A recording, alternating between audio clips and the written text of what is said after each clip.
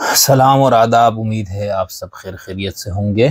میں شمس الدین حسن شگری آج ایک اور موضوع کے ساتھ آپ کی خدمت میں حاضر ہوا ہوں۔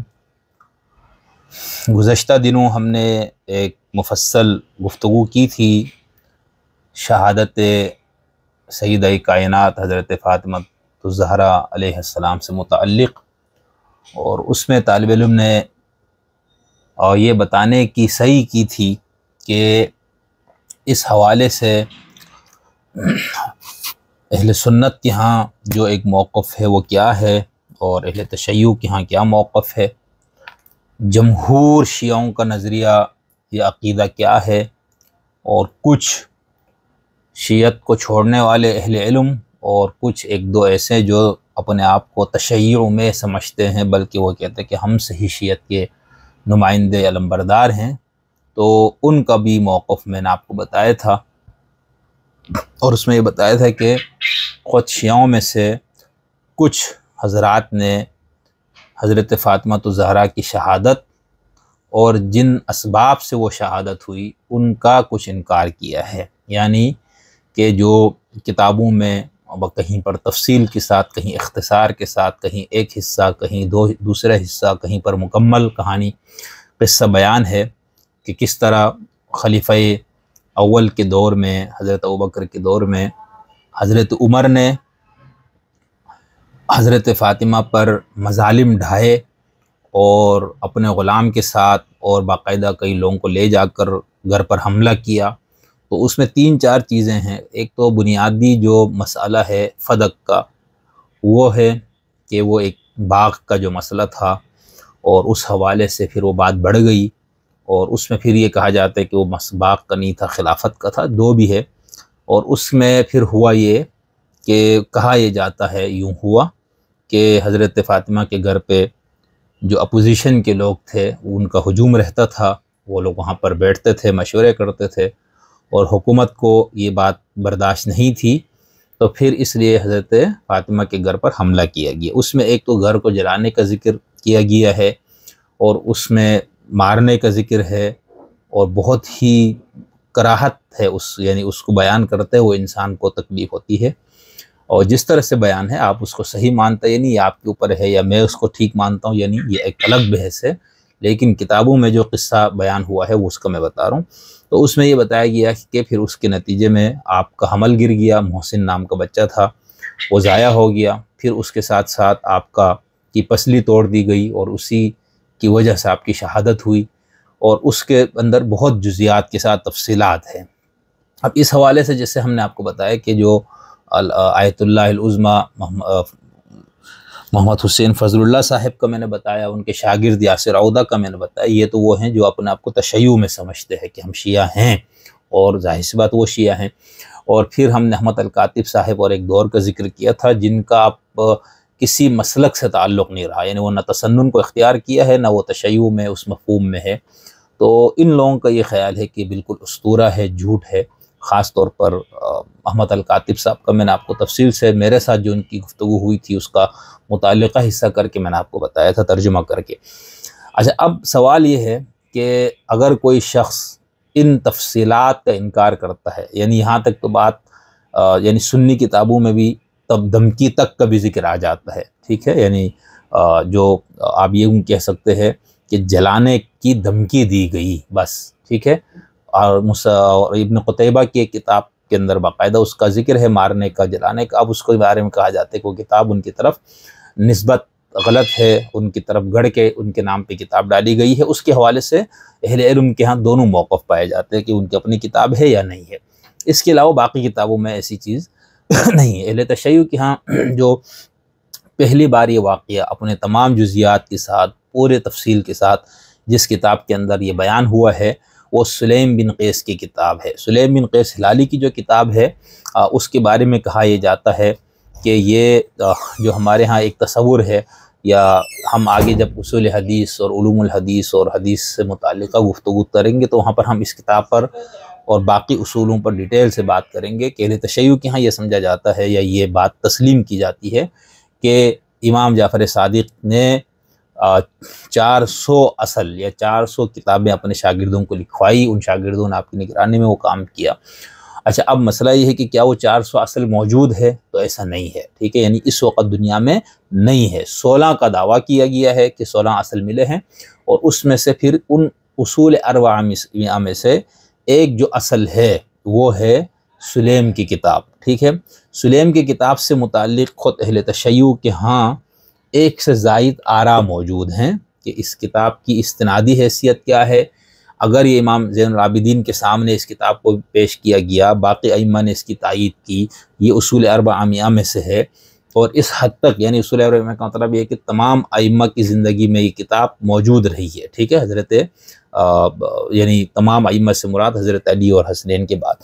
تو اب یہ بات کہ بھئی اگر ایسی کتاب جو کہ براہ راست موجود ائمہ کے سامنے رہی اور اس طرح، تو پھر اس کا مطلب ہے کہ وہ کتاب الف سے لے کر یہاں تک اس کو صحیح ہونا چاہیے۔ اور خاص طور پر جو کہا جاتا ہے کہ امام زین العابدین کے سامنے کتاب پیش کی گئی، آپ نے بہت خوشی کا اظہار کیا اور کہا کہ جو کچھ اس میں ہے یہ ہم نے ہی ایسے ہی کہا ہے، یہ ہماری ہی باتیں اس کے اندر کہی گئی ہیں۔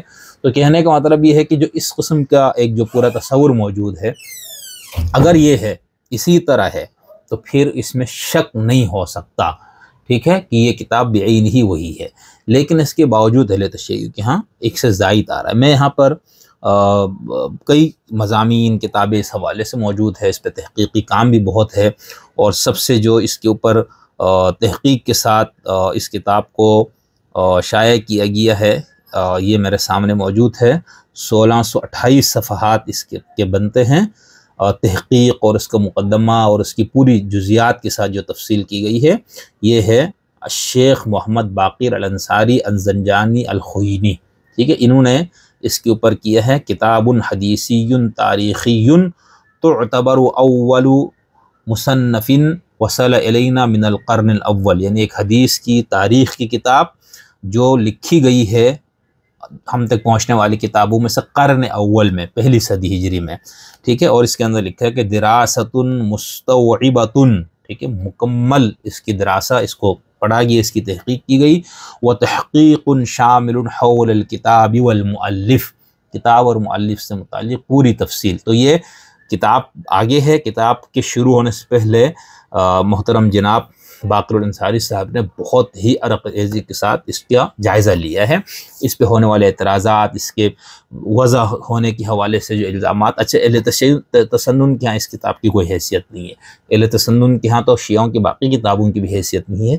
سنیوں میں سے جمہور ترین سنیوں کا موقف یہ ہے کہ اہل تشیع کے ہاں جتنی بھی حدیث کی کتابیں پائی جاتی ہیں وہ سب کے سب مشکوک، موضوع اور گڑی ہوئی ہے، جبکہ اہل سنت کی حدیث کی کتابوں سے متعلق شیعوں کے اتنا سخت موقف نہیں ہے، کیونکہ شیعوں کے بہت سے دلائل جو ہے وہ اہل سنت کی کتابوں سے مل جاتا ہے، لہٰذا دونوں اپنے اپنے اصولوں کے مطابق حدیثوں کو، کتابوں کو دیکھتے ہیں۔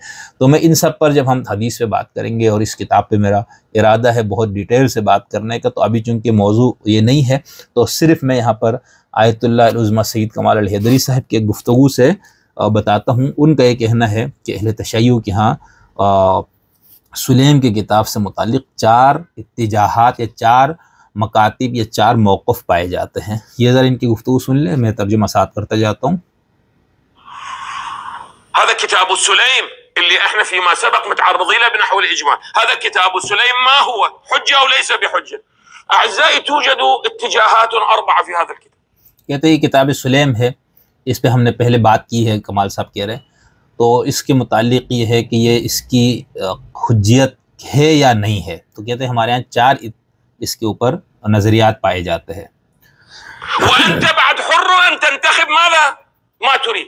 الاتجاه الاول، کہتے ہیں آپ آزاد ہیں، یعنی سننے والے یا اپنے اسٹوڈنٹ سے کہہ رہے ہیں کہ آپ ان 4 میں سے آپ جس کو بھی مانیں، ٹھیک ہے، یہ آپ کی مرضی ہے، آپ کی تحقیق کی بات، آپ جس کو بھی مان لیں۔ ان الكتاب من حيث السند هذا الذي بايدينا من حيث السند ما هو ضعيف وهو الاتجاه الذي بنى عليه سيد القطب. کہتے پہلا موقف یہ ہے کہ یہ جو ہمارے ہاتھ میں جو کتاب سلیم ہے، جو اب ملتی ہے، موجود ہے، یہ اس سند کے اعتبار سے یہ ضعیف ہے کتاب، اور یہ آیت اللہ العظمی سید خوئی کا یہ کہتے ہیں نظریہ ہے۔ الاتجاه الثاني ان الكتاب يعد من اعلى درجات الاعتبار. مو معتبر يعني. کہتا ہے کہ دوسرا موقف یہ ہے کہ بھروسہ اور اعتبار اور اس کی صحیح ہونے کے حوالے سے یہ سب سے زیادہ بلند کتاب ہے، یعنی حدیث کی جتنی کتابیں موجود ہیں ان میں سے اگر دیکھا جائے تو کتاب سلیم سے زیادہ اعلیٰ، زیادہ قابل بھروسہ کتاب اور نہیں، سب سے زیادہ۔ من اعلى درجات الاعتبار اعزائي، انظروا اعزائي، منهم النعماني اعزائي في كتاب الغيبة۔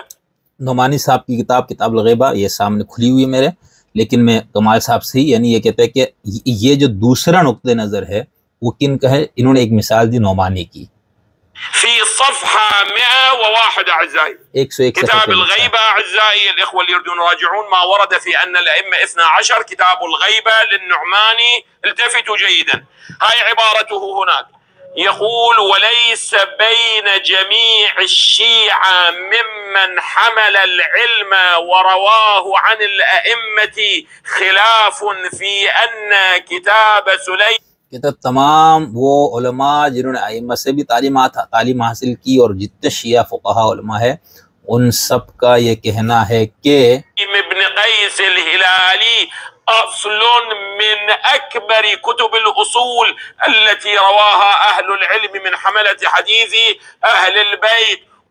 ٹھیک ہے، کہتا ہے کہ جو اصول اربعہ جس کی ہم نے بات کی یہ ان میں سے ایک ہے اور جو لوگوں نے ائمہ سے ہی ڈائریکٹ روایت کی ہے۔ وأقدمها لماذا؟ لأنه معاصر لأمير المؤمنين سلام الله عليه، کیونکہ صاحب کتاب جو ہے وہ حضرت امیر المومنین حضرت علی کے اصحاب میں شامل ہے، ان کے معاصر ہے۔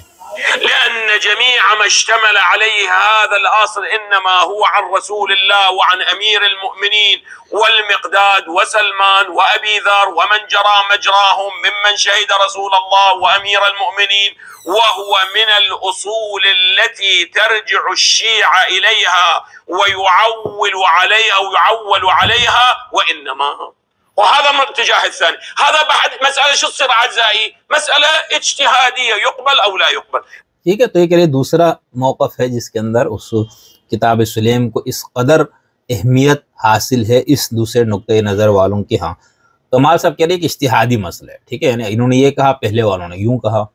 ولذا الإخوة اللي يريدون يراجعون أعزائي في هذا الكتاب اللي احنا مرارا ذكرناه للأعزة 3 مجلدات، كتاب السليم في 3 مجلدات، هناك يعدد هذا الاتجاه حتى لا يقولون السيد فقط يذكر من ضعفه ولا يذكر ماذا من قواه۔ یہ انہوں نے اسی کتاب کا حوالہ دیا جو باقر الانصاری صاحب کی جو میں نے آپ کو دیا، تو وہ کہتے اس میں سے میں پڑھ کے سناتا ہوں، لوگ مجھ پہ الزام لگاتے ہیں کہ میں صرف ان کا بیان کرتا ہوں جنہوں نے کسی مسئلے کو یا کسی کتاب کو، کسی حدیث کو ضعیف قرار دیا ہو، اور جنہوں نے ان حدیثوں کو یا ان کتابوں کو صحیح قرار دیا قوی، میں ان کو نہیں بیان کرتا۔ تو کہتے ایسا نہیں، میں آپ کو بتا دیتا ہوں۔ نصوص كلمات العلماء حول الكتاب، يقول عمرو بن أبي سلم فلان 83، أبو الطفيل والكناني 100، المؤرخ فلان المسعودي 346، ابن النديم 380، النجاشي 405، شيخ الطائفة، ويعد أعزائي 29 شخصا، ٹھیک ہے، 29 لوگوں کے نام لیے ہیں، من المتقدمين إلى العلامة الخبير السيد شهاب الدين المرعشي، قال وهو من أقدم الكتب عند الشيعة۔ هذا من اتجاه، إذن هذا یعنی ان سب کے نزدیک اس کتاب کا یہ مقام اور مرتبہ ہے۔ اتجاه بناء على أن القضية التاريخية تثبت۔ الاتجاه الثالث، التفت جيدا، جدا متطرف، کہتے تیسرا جو موقف ہے بہت زیادہ انتہا پسندانہ ہے۔ يقول هذا الكتاب مو أنه ضعيف السند، هذا من الموضوعات۔ کہتے اس تیسرے موقف یعنی اہل تشیع کے علماء کا بتا رہے ہیں، تیسرے موقف کے حامل علماء کا یہ خیال ہے کہ نہ صرف یہ کہ ضعیف السند ہے بلکہ کتاب گڑی ہوئی ہے، موضوع کتاب ہے۔ العلامة البهودي من هؤلاء أعزائي۔ اب وہ کہہ رہے کہ یہ جو انتہا پسندانہ نقطۂ نظر ہے جس کے مطابق یہ کہا گیا ہے کہ پوری کتاب ہی موضوع ہے، گڑی ہوئی ہے، اس کی مثال یہ دے رہے کہ کون سا عالمی موقف رکھتا ہے۔ علامہ بہبودی صاحب، باقر البہبودی، جنہوں نے حدیث، اصول حدیث سے بہت کام کیا، اصول اربعہ پہ ان کا کام ہے، صحیح الکافی ان کی ہے یا زبدۃ الکافی، تو ایک PhD ڈاکٹریٹ تھے اس میں، اور بڑے بڑے مراجع کے وہ شاگرد بھی تھے. يعتقدوا أن هذا الكتاب موضوع. معرفة الحديث وتاريخ نشره وتدوينه وثقافته عند الشيعة الإمامية للشيخ محمد باقر البهبودي دار الهادي. یہ باقر البہبودی صاحب کی کتاب چھپی ہوئی ملتی ہے، PDF میں بھی موجود ہے، اور آپ عرب دنیا میں یہ کتاب عام دستیاب ہے. تو کہتے ہیں اس کتاب میں باقر البہبودی صاحب نے لکھا ہے اپنی. التفت إلى عبارة العلامة البهبودي يقول إن الكتاب موضوع. أساسا كتب منه الهلالي شيء أو لم يكتب أعزائي؟ لا، موضوع وضعه أحد الغلاة على لسان سليم بن قيس. وہ یہ کہتے ہیں کہ کتاب گڑی ہوئی ہے، جھوٹی ہے، اس کو ان کے نام کی طرف منسوب کر کے کسی غالی نے اس کتاب کو جمع کیا ہے. الهلالي لأنه كان إلى آخره. بإمكان الأعزة أن يرجعوا إلى هذا. ٹھیک، یہ ہو گیا تیسرا موقف. بل عفوا صفحة مولانا صفحة 363 أعزائي، 363 أعزائي. نموذج الموضوعات على الثقات في هذا الباب أعزائي يضع كتاب سليم بن قيس الهلالي أعزائي. هذا الاتجاه الثالث أعزائي. الاتجاه الرابع أعزائي چوتھا موقف کیا ہے کتاب سلیم کے حوالے سے اہل تشیع کے ہاں؟ أصل القول. خلوا ذهنكم يمي. يعني ماذا؟ يقول بأنه لا علاقة لنا بالسند، وإنما نأتي إلى ماذا؟ إلى مفردة من الأحاديث اللي موجودة هنا، 80 حديث 90 حديث اللي وارد في كتاب السنة.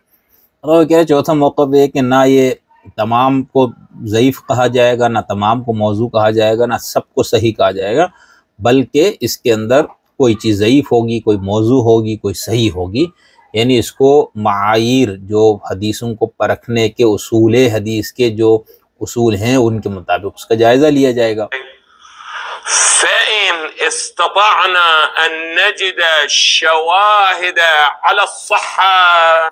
یہ بہت اہم ہے. یہ ہمارے ڈاکٹر محسن نقوی صاحب حفظہ اللہ، جو ہمارے پاکستانی معاصر دانشور ہیں اور جنہوں نے اصول کافی کی شرح بھی لکھی، ان کا بھی اس سلیم سے متعلق یہی موقف ہے جو میں اب یہ لگا بھی دوں گا ان کا موقف، کہ اگر سلیم کی کتاب میں موجود روایات اس کے لیے مزید قرائن اور شواہد دستیاب ہو جائیں تو اس کو قبول کیا جائے گا. نقبل ذلك الحديث وإلا ماذا؟ وإلا فهو مرفوض. اگر وہ نہیں ہے، یعنی صرف وہ واقعہ، وہ قصہ، وہ حدیث، وہ تاریخی واقعہ اگر صرف سلیم کی کتاب میں ہے تو مرفوض ہے، یعنی اس کو پھینک دیا جائے گا، اس کو نہیں لیا جائے گا، اس کو چھوڑ دیا جائے گا. بعبارة أخرى نظرية جمع القرائن. اس کو جمع القرائن کا نظریہ کہا جاتا ہے. وهذا هو الذي اختاره الشيخ المفيد أعزائي في اور شیخ مفید کا یہ موقف ہے، یہ جو چوتھا موقف ہے. كتابه تصحيح اعتقادات الإمامية. شیخ مفید کی مشہور کتاب ہے تصحیح اعتقادات امامیہ، جو شیخ خضوع کی کتاب کی ایک لحاظ سے رد میں لکھی گئی سمجھ لے، یا اس کے اوپر کچھ تنقید ہے. اس میں دوسری فرماتے ہیں اعتقادات الإمامية موسوعة الشيخ المفيد المجلد الخامس صفحة، التفتوا صفحة 149. يقول وأما ما تعلق به أبو جعفر يعني الصدوق من حديث سليم الذي رجع فيه. وہ کہتا ہے شیخ صدوق نے اپنی کتاب میں جو سلیم کی کتاب سے ایک حدیث سے استدلال کیا ہے، إلى الكتاب المضاف إليه يعني المنسوب إلى من؟ المنسوب إلى سليم برواية أبان بن أبي عياش. فالمعنى الذي أخذه من فالمعنى فيه صحيح. هذا الذي ذكره منه البلي، لأنه توجد هناك ماذا؟ شواهد وقرائن أخرى تثبت هذا المعنى. ٹھیک ہے، یعنی جو انہوں نے ایک روایت پیش کی ان کا یہ ٹھیک ہے، کیونکہ اس روایت کے سپورٹ میں اور بھی ہمارے پاس قرائن موجود ہیں. لكن هذا ليس معناه أن كتاب سليم كل ما فيه ما هو صحيح. اور اس کا مطلب ہرگز یہ نہیں ہے کہ سلیم کی کتاب میں جو کچھ ہے وہ صحیح ہو. انتبهوا جيدا. غور کریں. غير أن هذا الكتاب احفظوا هذا يا أعزائي. یہ ہے شیخ مفید کی وہ عبارت، کہہ رہے ذرا اچھی طرح اس کو ذہن نشین کر لو. أن هذا الكتاب غير موثوق به، اس کتاب پہ اعتماد نہیں کیا جا سکتا. أولا ولا يجوز العمل على أكثره، اس کتاب کے اکثر مواد پر عمل جائز نہیں ہے. ثانيا وقد حصل فيه تخليط وتدليس. ثالث اس کے اندر تدلیس ہے، ملاوٹیں ہیں اور قابل بھروسہ نہیں ہے. أنا ما أدري بيني وبين الله أنا ماذا قلت في كتاب سليم غير هذا الكلام مولانا. اب چونکہ علامہ صاحب کے خلاف بھی پروپنڈا کیا گیا کہ بھئی یہ عجیب باتیں کرتے ہیں، اور ان کے اوپر ہم نے کچھ بات کی ہوئی، کبھی کریں گے بھی تفصیل سے. خود کمال حیدری صاحب کہتے ہیں بھئی میں تو سلیم کی کتاب سے متعلق یہی بات کی تھی جو شیخ مفید نے کہی تھی، پتہ نہیں میرے خلاف ہنگامہ ہو گیا. وهذا هو اعتقادي، هذا هو رأيي، يعني لا أقول. شیخ مفید کا یہ جو موقف ہے، علامہ کمال حیدری کہتے ہیں کہ میرا بھی یہی موقف ہے. أتكلم عن السند لأنه أنا مو مبنى شنو سندي، ولا أقول موضوع لأنه أنا لا أتكلم بالجملة، أتكلم كل رواية. کہتے ہیں میں نہ سب کو ضعیف کہتا ہوں نہ سب کو موضوع کہتا ہوں، بلکہ یہی والا موقف رکھتا ہوں. کچھ صحیح ہے اگر قرائن مل جائے، اور جس کے اندر باقی کتابوں سے باقی روایتوں سے قرائن نہ ہو، صرف اس کے اندر سلیم کی کتاب میں ہی وہ موجود ہو تو اس کو نہیں لیا جائے گا. ولا اقول ماذا صحيح اعلائي كما يقول جملة من الاعلام، نہ میں یہ کہتا ہوں کہ یہ مکمل صحیح ہے جس طرح بہت سے بڑوں نے کہا. وانما اقول رواية لا بد ان تجمع فيها القرائن. جيد. کہتے ہیں میں یہ کہتا ہوں کہ ایک ایک روایت کو لے کر اس کا جائزہ لیا جائے. تو یہ سید کمال حیدری صاحب نے چاروں کو بتایا بڑے اختصار کے ساتھ، تو میں نے سوچا کہ اسی سے ہی آپ کو بیان کر دوں. اچھا، اس کے اندر اب دوسری بات یہ ہے کہ اب یہ جو سیدہ کائنات کے اوپر جو مکمل جو اس کی داستان موجود ہے، جز کے ساتھ ایک ایک مکالمہ اس میں محفوظ ہے، پورا عمل محفوظ ہے، کس طرح مارا گیا، کہاں مارا گیا، کہاں چوٹ لگی. اب اس کے اندر مسئلہ یہ ہے کہ اب شیعوں کی باقی حدیث کی یا تاریخ کی کتابوں میں بہت ساری روایتیں ہیں جو اس میں اضافہ بھی ہے، یعنی وہ مکمل تو اسی طرح سے بھی بیان ہے بلکہ بہت کچھ اور بھی بیان ہے. ٹھیک ہے، اب سوال یہاں پر یہ پیدا ہوتا ہے کہ کیا کسی شیعہ کے لیے یہ عقیدہ رکھنا اس کے شیعت کے لیے ضروری ہے؟ اس کے شیعہ ہونے کے لیے کیا یہ بات ضروری ہے کہ وہ اس پوری تفصیل پہ ایمان رکھے؟ کس پہ؟ کسر ذل پہ، احراق بیت پہ، اپنا اسقاط جنین پہ، اور ان تمام مظالم کی وجہ سے سیدہ کی شہادت، یعنی آپ طبی موت آپ نہیں انتقال کر گئی بلکہ آپ کو باقاعدہ شہید کیا گیا. کیا اس پورے کو اس طرح سے ماننا ضروری ہے؟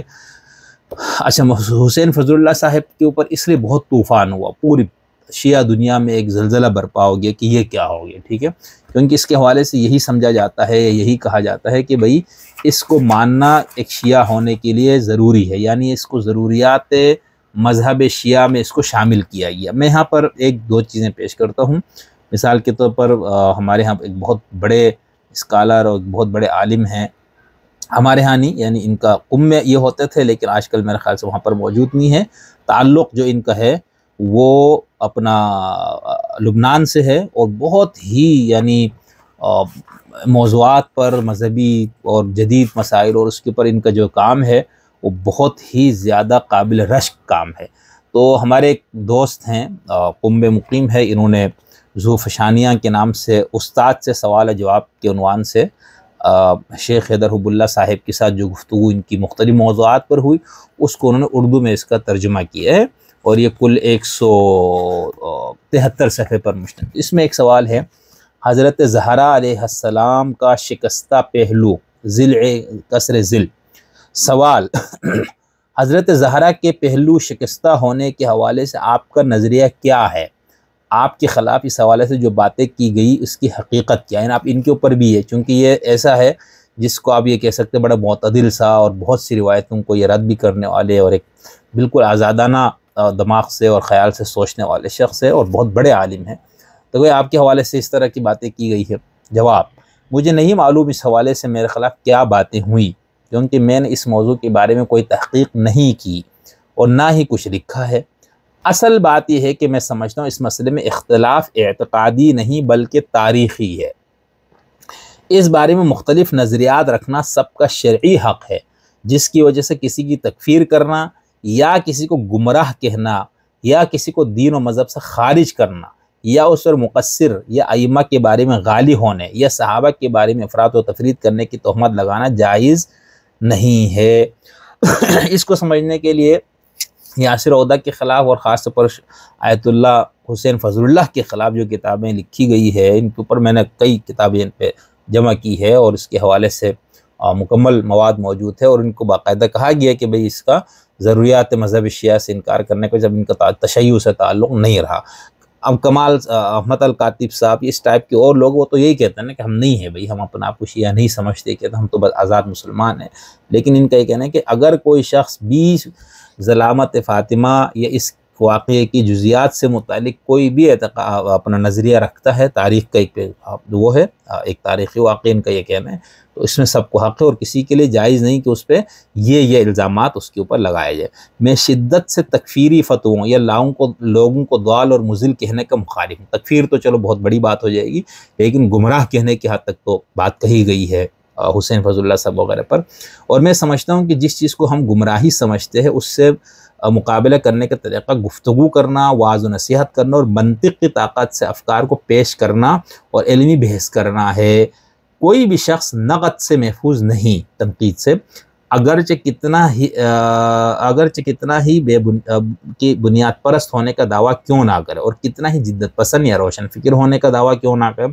اس موضوع اور اس جیسے دوسرے موضوعات کے بارے میں بہت سے لوگوں نے بحث کی ہے، تو بہتر ہے مجھے دوسرے موضوعات پر بحث کرنے کے لیے آزاد چھوڑ دیں۔ تو یہاں پہ جو بنیادی جو چیز میں اس کتاب کے اس اقتباس سے جو آپ کو بتانا چاہ رہا تھا کہ محترم جناب استاد شیخ حیدر حب اللہ یہ خود بھی آیت اللہ ہیں لیکن اپنے نام وغیرہ کے ساتھ نہیں لکھتے، تو ان کا کہنا ہے کہ اس کے اندر اتنی گنجائش موجود ہے۔ اچھا، اب کیا یہ ضروریات مذہب میں سے ہے یا اس کے ماننے کا اتنا زیادہ ضروری ہے؟ یہاں پر میں ایک چیز بلکہ دو چیزیں پیش کرتا ہوں۔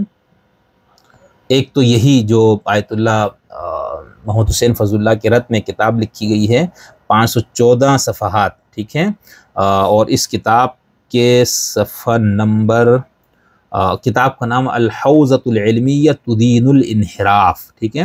میں نے آپ کو بتایا کہ اس کے صفحہ نمبر 25 پر، اور یہ کل 514 صفحے پر مشتمل کتاب ہے۔ اس کے اندر لکھا ہے صفحہ نمبر 25،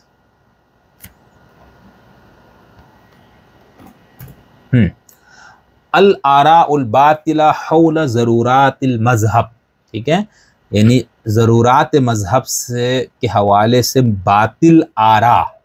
اچھا، ضرورت مذہب کیا ہے یا ضرورت دین؟ یعنی ایک وہ بنیادی چیز ہوتی جس کے انکار کرنے سے آپ دین سے ہی خارج ہو جاتا، آپ مسلمان ہی نہیں رہتے، جیسے آپ نے کہا خدا ہی نہیں ہے، نبوت و رسالت ہی نہیں ہے، محمد صلی اللہ علیہ وسلم نبی نہیں ہے، مثال کے طور پر آخرت کا آپ انکار کرتے۔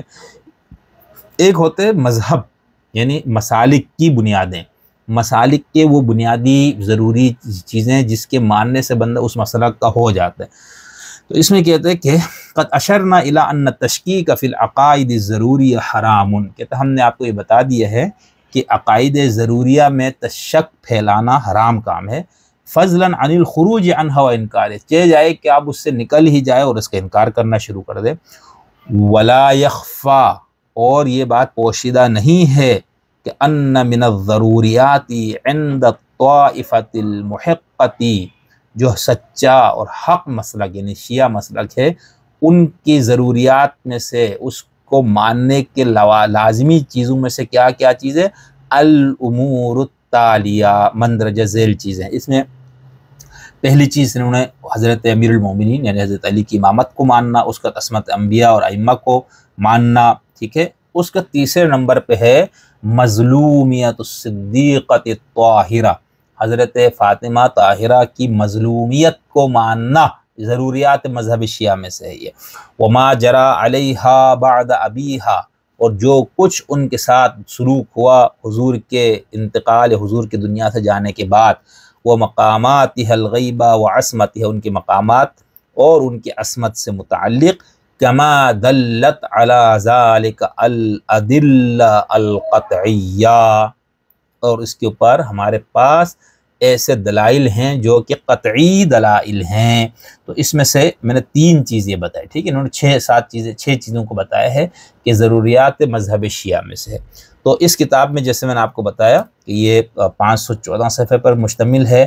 کتاب کا نام ہے الحوزۃ العلمیہ تدین الانحراف محمد علی الہاشمی المشہدی۔ یہ پوری کتاب جو ہے ان کے رد میں لکھی گئی ہے۔ کن کے رد میں؟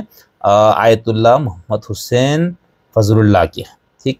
اچھا، ایک اور حسین فضل اللہ نے جب اس طرح کی باتیں کی تو بہت ان کے خلاف رد میں بہت کام ہوا۔ لبنان کے ایک بہت بڑے عالم جن کی کئی کتابیں ہیں اور کئی موضوعات پر کتابیں ہیں، اور اس حوالے سے یعنی 2 جلدوں میں ان کی بہت تفصیلی کتاب ہے، السید جعفر مرتضیٰ العاملی، سیرت پہ، سیرت حسین پہ، حضور کی سیرت پہ، حضرت علی پہ، سب پہ ان کی کتابیں موجود ہیں، اور کئی 22 30 35 بلکہ 53 جلدوں تک میں ان کی کتابیں، یعنی بلا مبالغہ لاکھوں صفحات بن جائیں گے اگر ان کے تمام کام کو، یا لاکھوں نہیں تو ہزاروں کم سے کم، ٹھیک ہے۔ انہوں نے اس پہ کتاب لکھی مأسأۃ الزہرا علیہ السلام شبہات و ردود، ٹھیک ہے، حضرت فاطمہ کے ساتھ جو کچھ برا سلوک ہوا اس کے حوالے سے ہیں، جو شبہات ہے اور اس شبہات کا رد، اور جن لوگوں نے ان واقعات ان کو رد کرنے کی کوشش کی اس کے اوپر، اور یہ 2 جلدوں میں ہے، اور دوسری جلد 420 صفحے پر مشتمل کتاب ہے، اور جلد اول جو ہے وہ 390 صفحے پر، ٹھیک ہے۔ اس کے صفحہ نمبر 17 پہ لکھتے ہیں یقول البعض، کچھ لوگ کہتے ہیں انما یصدر عنہ من مقولات هو مجرد اجتہاد، یہ جو بی فاطمہ کی ظلامات، ان کی کیا کہنا ہے، ان کے اوپر جو زیادتی یا ظلم وغیرہ کے حوالے سے جو باتیں اس بندے نے کی ہے، یہ ایک اجتہادی بات ہے نا، ایک بندہ مجتہد ہے آیت اللہ حسین فضل اللہ، تو انہوں نے بات کر دی۔ وَيَحُقُّ لِكُلِّ أَحَدٍ، اور ہر بندے کو یہ حق ہے کہ وہ اجتہاد کرے، وَيُخَالِفَ الْآخِرِينَ فِي آرَائِهِمْ، اور وہ دوسروں سے اپنی رائے مختلف رکھیں، یعنی اگر ایک مجتہد کو اجتہاد کرنے کا حق ہے، اس کو کوئی دوسرے مجتہدین سے ہٹ کر کوئی رائے رکھنے کا حق ہے، تو انہوں نے کیا جرم کر دیا بھائی؟ جواب دیتے وَنَقُولُ، ہم یہ کہتے لا حرج، بالکل کوئی حرج نہیں ہے، فی ان یجتہد فلان الناس، کہ کوئی بندہ اجتہاد کرے، وَيُخَالِفَ الْآخِرِينَ، اور دوسروں کی مخالفت بھی کرے، ان کی آراء میں یا ان کی موافقت کرے، ٹھیک ہے، مجتہد کو حق حاصل ہے۔ اذا کان الامر یقتصر علیہ، جب وہ اس تک محدود رہے، ٹھیک ہے، وینحصر بہ، اسی میں منحصر رہے، اور یہ ایک شخصی عقیدہ اس کو ہو، یعنی مثال کے طور اگر ایک مجتہد صاحب کو یہ لگا کہ بھئی اس طرح، تو ان کو اپنے تک رکھنا چاہیے تھا کہ بھئی میں دوسروں سے اس میں اتفاق نہیں رکھتا ہوں، اور اس کو دوسروں تک نہیں پھیلانا چاہیے۔ اما اذا کان هذا الشخص يريد ان ينشر بین الناس اجتہادہ، اب میں جو بات یہاں پر بتانا چاہ رہا ہوں وہ یہ کہ ہاں، جب یہ شخص یہ چاہتا ہے کہ لوگوں کے درمیان نشر ہو، پھیلے اس کا وہ اجتہاد المخالف، جو مخالف ہے لثوابت المذہب التی قامت علیہا، اس مذہب کے ثوابت، فیث ہے، اس کی بنیادیں، اس کی جو تسلیم شدہ حقائق ہے، اس کے مخالف اگر اس نے اجتہاد کیا ہے، ٹھیک ہے، اور وہ ایسے ثوابت ہے جس کے اوپر وہ مذہب ہی قائم ہے، وہ مکتب قائم ہے۔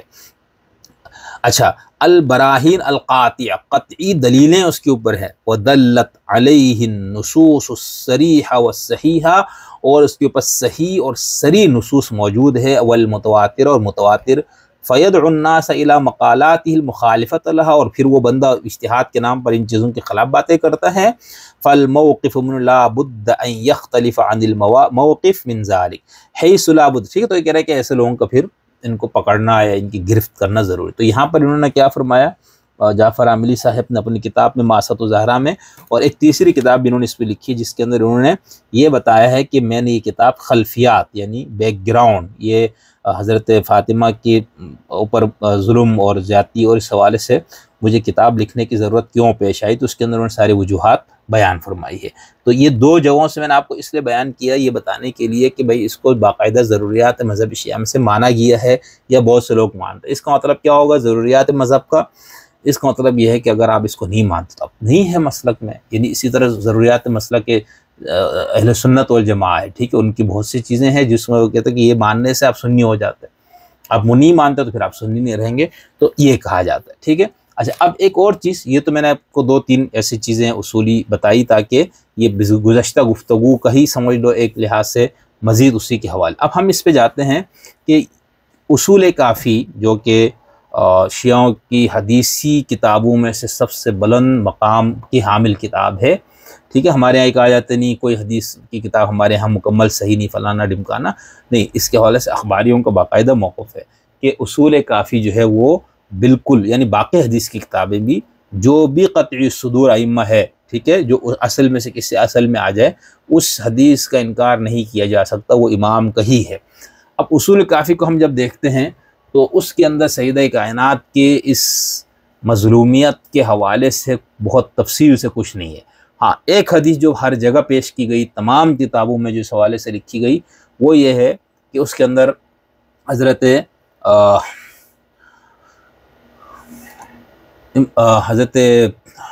غالباً موسیٰ کاظم سے یہ ہے کہ حضرت فاطمہ کو صدیقہ اور شہیدہ کہا گیا، ٹھیک ہے۔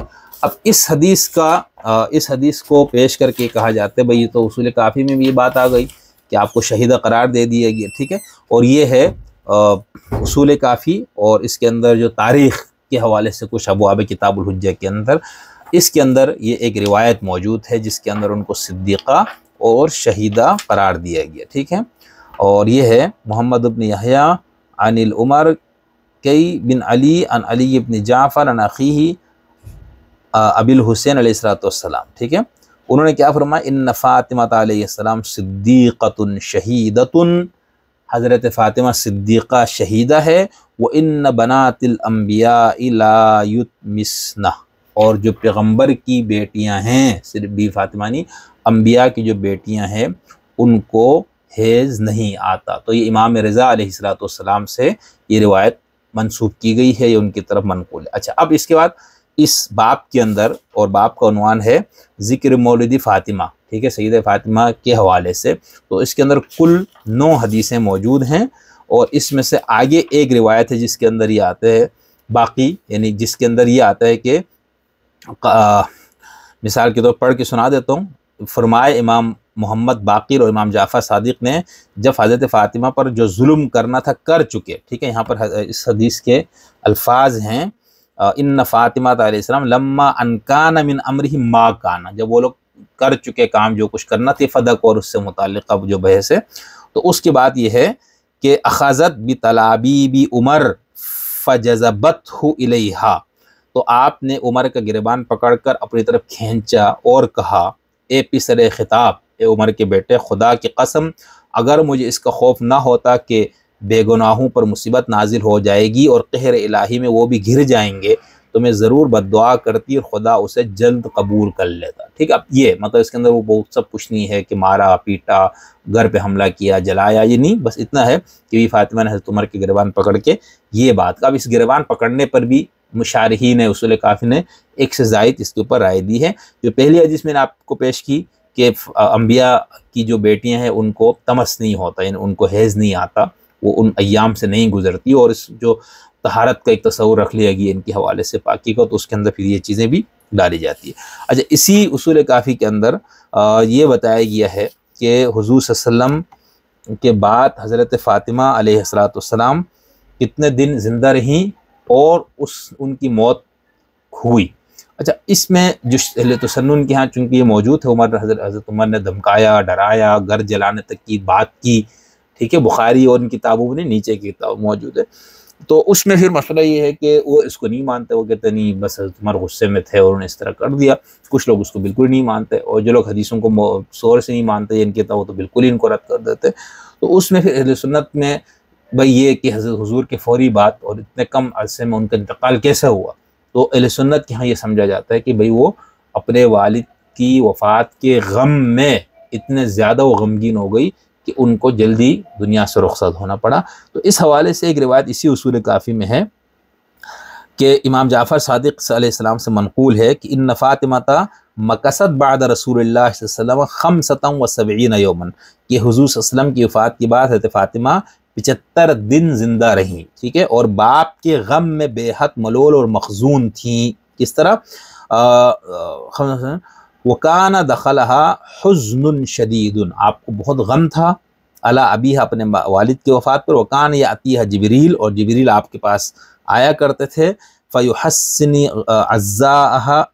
عَزَاهَا علی ابیہا، اور آپ کو تعزیت پیش کرتے تھے، تسلی دیتے تھے جبریل آ کر، ٹھیک ہے، اور ان کا دل بہلاتے تھے، وَيُطَيِّبُ نَفْسَهَا وَيُخْبِرُهَا عَنْ أَبِيهَا، اور والد صاحب کے حالات بتاتے، حضور کے حالات بتاتے اور ان کی مقام اور کی خبر دیتے کہ حضور صلی اللہ علیہ وسلم کس بلند مقام اور مرتبے اور ان پہ فائز ہیں، تو آپ کو اتنا غم کرنے کی ضرورت نہیں ہے، اور آگاہ کرتے ان واقعات سے جو ان کی اولاد کو ان کے بعد پیش آنے والے، اور جبریل بھی فاطمہ کو بتاتے کہ آپ کے بعد آپ کی اولاد کے ساتھ یہ سب کچھ ہوگا، اور حضرت علی علیہ السلام اسے لکھ لیتے تھے، وَكَانَ عَلِيٌّ علیہ السلام يَكْتُبُ ذَلِكَ، ٹھیک ہے، تو یہ اصول کافی۔ اچھا، اب اس میں صرف ایک جگہ سے اس روایت پہ ایک چھوٹا سا ایک دو چیزوں پہ تبصرہ پڑھتا ہوں۔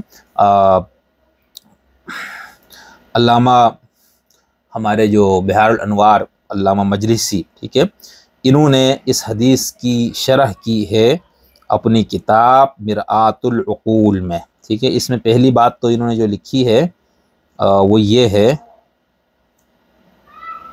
انہوں نے پھر اس کے اوپر یعنی شرح میں جا کے وہ روایات اور یہ چیزیں بیان کی ہے۔ اچھا، اب یہ جو ہے نا کہ ان ھذا الخبر، کہتے یہ جو حدیث ہے، یدلو، یہ بتاتی ہے، یہ دلالت کرتی ہے، علی، اس بات پر کہ ان فاطمہ صلاۃ اللہ علیہ کانت شہیدہ، کہ حضرت فاطمہ شہیدہ ہیں، وَهُوَ مِنَ الْمُتَوَاتِرَاتِ، اور یہ متواترات میں سے ان کو شہیدہ ماننا، وَكَانَ سَبَبُ ذَلِكَ، اور اس کی وجہ کیا ہے ان کو شہیدہ کیسے آپ کہہ رہے ہیں، کہا کہ انہم لما غصبوا الخلافت وبایعہم اکثر الناس، جب انہوں نے خلافت کو غصب کر لیا، اکثر لوگوں نے ان کی بیعت کی، تو بعثوا الی امیر المومنین لیحضر البیعہ، انہوں نے حضرت امیر المومنین کے پاس لوگ بھیجے کہ وہ ان سے بھی کہو بیعت کر لو، فابا، انہوں نے انکار کیا، فبعث عمر بنار، عمر نے آگ کا ایک وہ بھیجا، لیحرق علی اہل البیت بیتہم، تاکہ گھر والوں کو اندر رکھ کے گھر جلا دیا جائے، وارادوا الدخول علیہ قہرا فمنعتہم فاطمہ، یہ پوری ایک روایت، یعنی پھر یہ اصول کافی میں نہیں ہے، یہ مرآت العقول ہے جو اصول کافی کی شرح میں۔ اچھا، اس کے اندر ایک جو چیز آئی کہ انبیاء کی جو بیٹیاں ہیں ان کو لم یتمسنا، ان کو حیض نہیں آتا، تو اس کے اوپر بھی علامہ باقر مجلسی نے تفصیل بیان کی ہے، اور اس سے متضاد یا اس بات کو رد کرنے والی ایک دو اور روایتیں آتی ہے، تو اس کی وجہ سے کہا جاتا ہے بھئی یہ آپ کس طرح سے کہہ رہے ہیں، تو اس کو پھر انہوں نے جواب دینے کی کوشش کی۔ میں ابھی اس تفصیل میں نہیں جا رہا ہوتے، خود اہل سنت کی یہاں اس حوالے سے حدیثیں موجود ہیں کہ حضرت فاطمہ ایام سے پاک تھی، اس پہ جو اہل سنت کے جمہور محدثین اور ان کے فقہا کا یہ ہے کہ یہ حدیثیں موضوع ہیں، ان میں سے کوئی حدیث، البانی نے ان سب کو ضعیف قرار دیا، البتہ جو ہمارے بیرونی مقطع فکر کے کچھ علماء کا خیال ہے کہ یہ بی فاطمہ کی طہارت اور پاکیزگی کے حوالے سے یہ حدیثیں موجود ہیں، اور بی فاطمہ جو ہے وہ ان چیزوں سے پاک و صاف تھی۔ اچھا، اس روایت میں اصول کافی کی اس میں آپ کو صدیقہ اور شہیدہ قرار دیا۔ اب شہیدہ جب کہا گیا تو اس میں ہم نے گزشتہ گفتگو میں آپ کو بتایا تھا کہ محمد حسین فضل اللہ صاحب یا اور بھی جو لوگ اصول کافی ان چیزوں کو مانتے ہیں، اور آپ کو شہیدہ بھی کا لقب بھی جو دیا گیا اس کو بھی امام رضا کی اس کو بھی مانتے ہیں، تو وہ اس کی توجیہ دیتے کہ بھئی یہاں پہ شہیدہ سے مراد وہ مقتول فی سبیل نہیں ہے، جو مظلوم بندہ مارا جائے یا خدا کی راہ میں مارا جائے، یہاں شہید سے مراد وہ موت نہیں ہے، بلکہ شہید سے وہ مراد ہے جو سورہ البقرہ، سورہ حج اور باقی کئی مقامات پر جو شہداء علی الناس کا ہے، وَجَعَلْنَاكُمْ أُمَّةً وَسَطًا لِتَكُونُوا شُهَدَاءَ عَلَى النَّاسِ وَيَكُونَ الرَّسُولُ عَلَيْكُمْ شَهِيدًا، ٹھیک ہے، کہ ہم نے تمہیں امت وسط بنایا تاکہ تم لوگوں پر گواہ بنو اور رسول تم پر گواہی دے۔ اب اس آیت کے حوالے سے اہل سنت کے ہاں بھی ایک سے زائد آراء موجود ہیں، لیکن اہل تشیع کے ہاں یہ بات اتفاقی ہے کہ اس حدیث میں امت وسط سے ائمہ اور معصومین مراد ہیں، اور شہداء علی الناس سے مراد یہ کہ وہ معصومین دوسرے لوگوں کے اوپر گواہی دیں گے، ٹھیک ہے، یعنی عام طور پر یہ سمجھا جاتا ہے کہ اس آیت میں اور سورہ حج کی آیت اور باقی جہاں پر شہداء علی الناس کا بیان کیا گیا وہ یہ کہ امت محمدیہ کے لوگ گزشتہ انبیاء کی امتوں پر گواہی دیں گے، جب ان کی امت کے لوگ اپنے نبیوں کو جھٹلائیں گے تو اس امت کے لوگ آگے کہیں گے بھئی نہیں، ہم نے تو قرآن نے پڑھا اور اس طرح کے نبی آئے تھے، موسیٰ علیہ السلام، عیسیٰ، باقی، تو اس طرح، لیکن اہل تشیع کے ہاں اس پہ اجماع ہے، اور کیونکہ اس کے اوپر معصومین سے روایتیں موجود ہیں، ٹھیک ہے۔ یہ تفسیر الصافی میرے سامنے موجود ہے، اس کے اندر لکھا ہے وَكَذَلِكَ جَعَلْنَاكُمْ أُمَّةً، یعنی वसतन, कहते इससे मुराद अइम्मा है।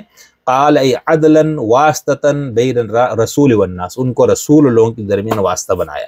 अक़ूलु, मैं ये कहता हूँ, मुफस्सिर कहते फल खिताब लिल मासूमीन अलैहिस्सलाम खासा, ये खिताब मासूमीन से ख़ास है। कौन सी? लितकून शुहदा अलन्नास, ताकि तुम लोगों पर गवाही दो, यानी यौमुल क़ियामा।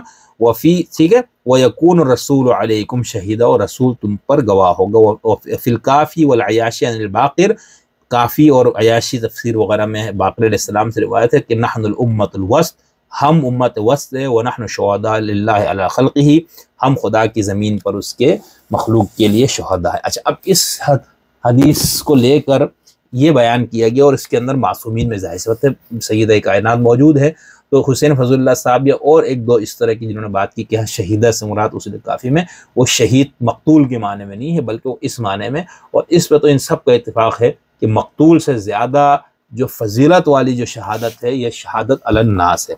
अच्छा, अब इस शहादत अलन्नास से मुतालिक जो एक बात कही जाती है और इसके हवाले से फिर जैसे हमारे मोहतरम जनाब मोहम्मद हुसैन नजफी साहब रहमतुल्लाह अलैह, इन्होंने भी शायद को बिल्कुल इसी मफहूम में लिया है, लेकिन फिर इन्होंने उन लोगों की तरदीद की हैं जो इस हदीस से इस आयत के टुकड़े को पेश करके और इसकी तफसीर में जो हदीस आई है उसको पेश करके जो इनके ख्याल में कुछ लोग इसको गलत इस्तदलाल करते। इसमें इन्होंने लिखा है कि हमारी मुतअद्दिद अहादीस में वारिद कि उम्मत वस से आम अफराद उम्मत मुराद नहीं है, बल्कि कुछ मखसूस हस्तियाँ मुराद है। भला जिन लोगों की दुनिया में एक साख खजूर पर गवाही कबूल नहीं होती, वो आखिरत में लोगों के अमाल को किस तरह गवाह बन सकते हैं बिना, यानी कुछ हमारे यहाँ अहले सुन्नत के यहाँ कुछ किताबों में या तफसीरों में ये है कि भाई इससे सहाबा मुराद है, बाकियों में तो तमाम उम्मत को भी कहा गया। खैर, तो ये कह रहे हैं कि ये इसके हकीकी मिज़दाक़ आइम्मा अलैहिस्सलातु वस्सलाम हैं। फिर उन्होंने वही हदीस पेश की जो मैंने अभी आपको बयान की, और एक और हदीस भी।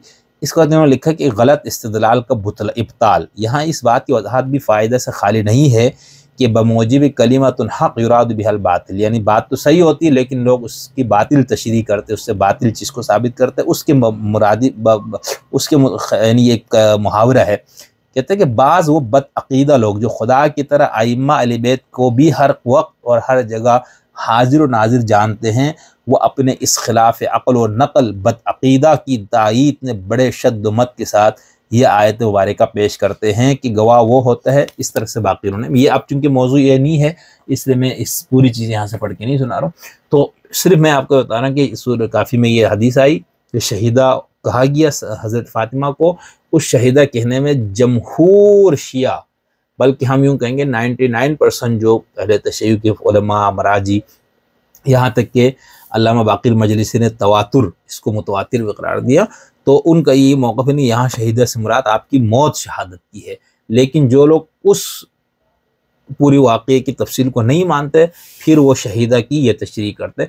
इस हदीस की मैंने इसलिए ज़रूरत समझी थोड़ी सी से बात करने की, क्योंकि इस हदीस को बहुत ज़्यादा पेश किया जाए। ऐसा तो उसूल काफ़ी में है, इमाम रज़ा से ये मनक़ूल है, आपने हज़रत फ़ातिमा को शहीदा कहा तो फिर क्या मतलब है इसका, तो मैंने ये चाहा कि भाई इसका दूसरा मतलब भी आपके सामने रख दूँ। तो चूँकि हमारे यहाँ हम फ़िरक़ों में इतने हद तक बटे हुए हैं, सच्चाई कुल्लु हिज़्ब बिमा लदयहिम फ़रिहून के तहत हर गिरोह का ये मौक़िफ़ है कि सच्चाई बस के वो हम ही है और हमारे अलावा कोई नहीं है। तो इसलिए हमारे यहाँ ये इस तरह की तारीख़ की बातें या वो उसको लोग फिर अपने अपने फ़िरक़ों के ऐनक से देखते हैं, उसमें इंसाफ का खून होता है। और यहाँ पर मैंने इसलिए सब थोड़ा से इसके ऊपर मज़ीद बात की कि भाई सिद्दीक़ा और शहीदा कहने से क्या मुराद है, और जो इसके हवाले से जो पहली किताब जिसमें बहुत तफसील से इसको बयान किया गया, उस किताब के हवाले से ख़ुद अहले तशय्युअ के हाँ एक से ज़ायद आरा मौजूद है। तो यहाँ पर मैं आपको दो लोगों के, एक तो बहुत बड़े शिया स्कॉलर आलिम आयतुल्लाह डॉक्टर मोहसिन नक़वी साहब, उन्होंने इसके हवाले से जो बात की वो भी मैं आपको सुना देता हूँ, और एक जो शियत से निकल चुके हैं मोहतरम जनाब अल्लामा आगा शरफुद्दीन मूसी बल्तिस्तानी साहब, उन्होंने भी इस पर एक तफसीर और कई की है, उन्होंने फ़दक मादरक और फ़दक किताब और बाकी, तो उनका भी एक मुख्तसर सा एक मैं आपको सुना देता हूँ। तो बहरहाल मैंने सोचा कि थोड़ी सी इससे बात हो, ये बहुत तफसील तरफ मौजू है, और हम कोशिश करेंगे कि जब मौज़ूआत इस किस्म के आना शुरू हो जाए हमारी गुफ्तगू में, जो हमने अपना एक प्रोग्राम रखा हुआ है मंसूबे में, तो تو اس میں ہم پھر اس میں سے ایک ایک چیز کو اٹھانے کی کوشش کریں گے، ٹھیک ہے، کہ کیا کیا مسائل ہیں ماننے کے نہ ماننے کے۔ یہاں پر ایک چیز جو میں نے دوسری وہ کی کہ بہت سے لوگوں نے اس کو ضروریات مذہب شیعہ میں قرار دی۔ اس کا مطلب ہے کہ جو اس کا انکار کرے گا پھر وہ شیعہ نہیں رہے گا، چاہے وہ امامت امیر المومنین کے اس تصور کو ہی کیوں نہ مانے، 12 اماموں کا وہ عقیدہ ہی کیوں نہ رکھے جو شیعہ اثنا عشریوں کا عقیدہ ہے۔ تو بس پھر کسی اور موضوع کے ساتھ دوبارہ آپ سے ملاقات ہوتی ہے۔ امید ہے ہم نے کچھ یہ ٹوٹے پھوٹے کلمات آپ کے سامنے اس حوالے سے رکھے، شاید تھوڑا سا کوئی دونوں طرف کے لوگوں کے لیے شاید کوئی اور بھی تھوڑا سا کوئی زاویہ آئے کہ بھائی اس کو اس طرح سے بھی دیکھا گیا ہے یا اس طرح بھی لوگوں نے دیکھا ہے۔ اس پہ ہم نے ان کی تفصیلی جو گفتگو ہے وہ ہم نے اپنے گزشتہ ولاگ میں اس کے اوپر کی تھی۔ ایک دو لوگوں نے ہم پہ اعتراض بھی کیا، کسی نے بددیانت بھی کہا، کہ حالانکہ اس میں خیانت اور بددیانتی علامہ تبریزی کے حوالے سے ایک بات کی تھی۔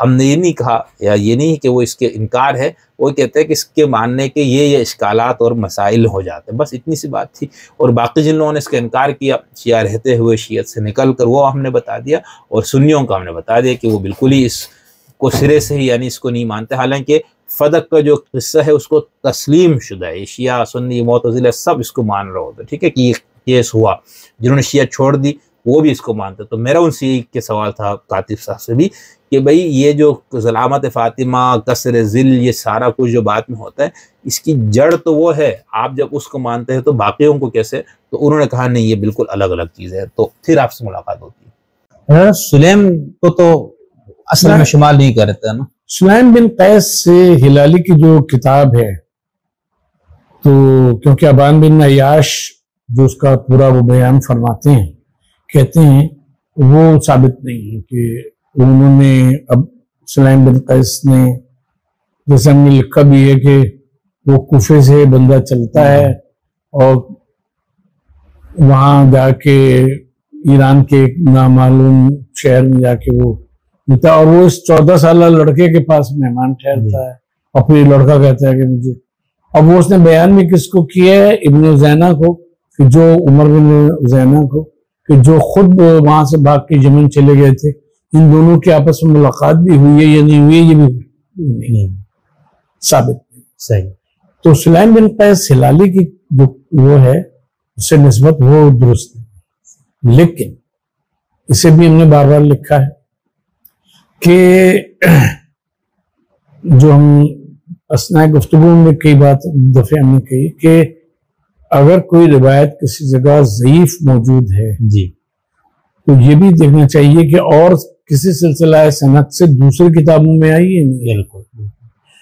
تو کتاب سلیم بن قیس ہلالی میں جو روایات آ گئی ہیں تقریباً 75 سے 80% وہ ہیں کہ جو دیگر کتابوں میں ہیں، اور اس کی سند وہ نہیں ہے کہ جو سلیم بن قیس ہلالی کی سند ہے، اور جو اس کے اوپر حکم ہوگا وہی سلیم کی اس روایت کے اوپر، یعنی اس کو کوئی ایک الگ سے وہ اہمیت نہیں۔ اس میں یہ بھی ہے کہ ائمہ کی تعداد بھی تھوڑے سے 13 یا ہاں ائمہ کی تعداد 13 بتائی ہے اس میں، اور پھر یہ ہے کہ جو جیسے کتاب سلیم کو بہت زیادہ مستند مانتے تو وہ ان کی کیا توجیحات پھر ان کے یہاں؟ جیسے محمد بن ابی بکر ہیں کہ جن کا جو 3 سال کے تھے، 2.5 سال کے جب حضرت ابو بکر کا انتقال ہو گیا تھا، تو پوری وصیت ہے، نصیحت ہے بلکہ بیٹے کی باپ کے نام۔